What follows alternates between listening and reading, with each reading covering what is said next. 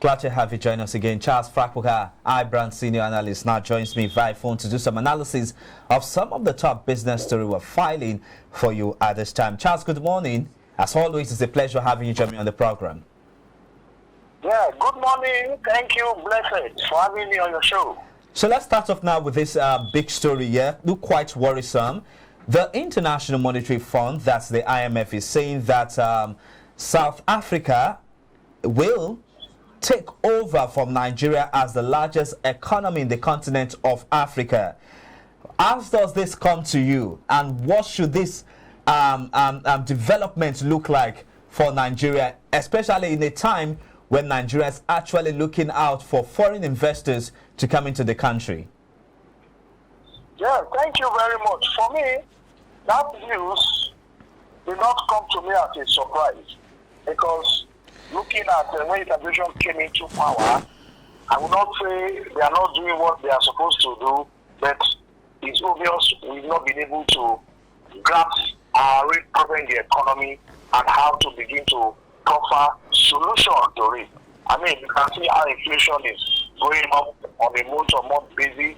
We are seeing how our naira is depreciating even on the official window and in the parallel market. And gradually we are seeing the quality of life of the average Nigerian. So this report coming out from IMF or from the World Bank, for me, it is not a surprise that South Africa is going to overtake Nigeria in terms of the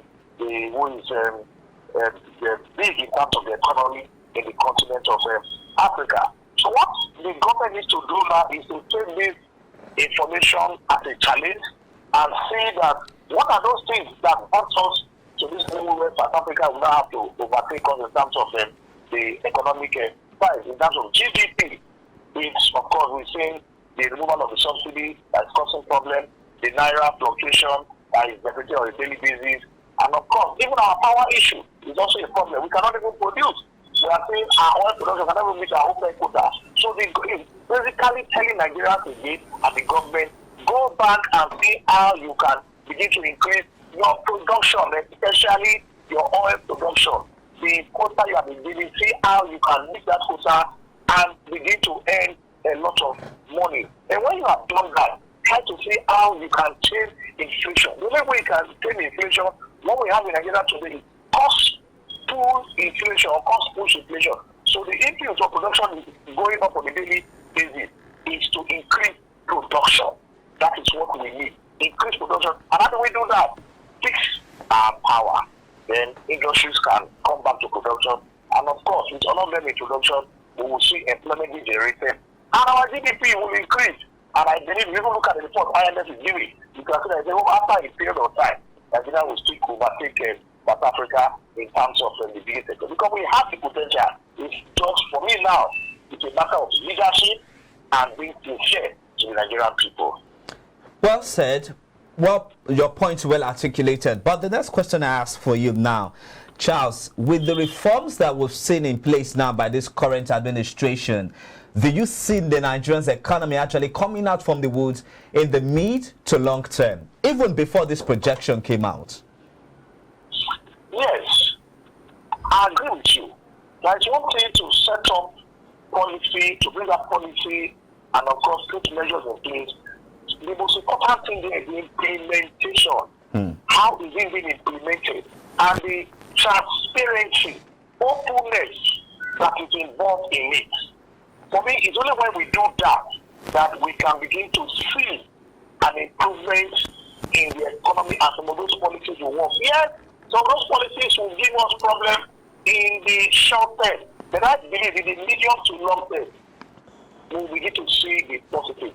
But at the same time, not when the government, you are putting policies in place, you are putting measures, strategies, and by the other way around, you are now saying you want to buy luxurious cars, expensive cars for your lawmakers, when you're already talking of getting soft loan from the World Bank, and this is a priority for you. For me, with this kind of arrangement, then it's obviously that the government too is not transparent to ensure that it's better the lives of Nigerians and improve our economy.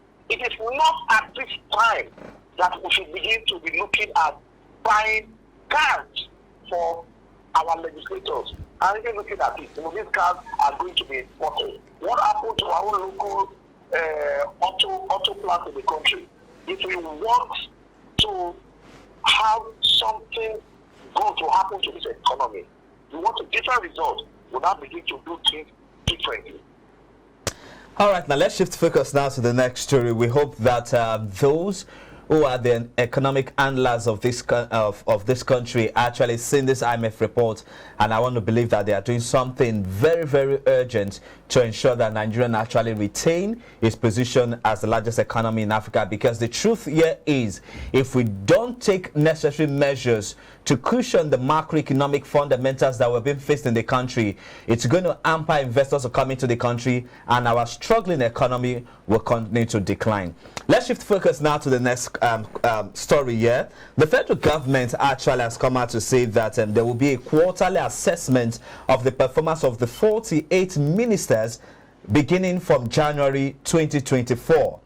To you, do you think this is doable, and is it a welcome development? And this statement was made by the special advisor to the president on policy coordination, Hadiza Bala Usman, during an interview with journalists in Lagos. Do you see this being doable, and do you see this administration actually sustaining this momentum? Because I can remember vividly the immediate past administration of Mohammed Buhari actually came up with such initiative as this, but they didn't see it through the 8 years of being in power. What's your reaction to this, Charles? Okay, good. I agree with you. Nigerians have to be skeptical. Even myself, I'm skeptical. But it's a very good strategy. You have appointed people to man certain ministries in the economy. And of course, you need to know how they have performed. It's just like in school. When you start a course, midway, there's mid-semester test, there's end of semester test and all that. Now, the educators or educationists will now look for ways to measure the performance of the students, whether what they have taught the students are really understand. We call it measurement and evaluation in education. Now, when it comes to performance in the industry, in even our workplaces, we have KPI, which is key performance indicators or index as the case will be. Yes, it is very good policy for the government to use it to assess the performance of the 48 ministers. It's good, it's doable, but again, everything boils down to trust, transparency, honesty, and the will. Because some of all these political and these ministers, like we have seen, probably not all of them, were just appointed by the administration to compensate those who have worked for him. And for me, it will be difficult for him to see whether he can sanction them if they are not performing. If you have a powerful minister, well, with due respect, one of the former governors, and that minister is not performing, then he works hard, seriously, for Tinubu to be in power. You think it will be easy for Tinubu to say, okay, you are being relieved of your appointment, you are, I'm going to reappoint another minister, another person to replace you and all that. So, yes, if the government has the political will, and everything lies squarely on the president, because he has his renewed hope agenda. And if he sees that that is not what is saying, then of course, he should be able to tell this minister, you are not meeting up your KPI, and the only option is for you to leave. But of course, I'm happy there's going to be a periodic assessment. And of course, if the minister didn't do well within a certain period in the quarter, they can be cautioned, and let's see how it's going to improve in the next review period. So, and if after several review periods, he's not meeting the KPI, then of course, the president can take that action to say, go away, I want to appoint a new person.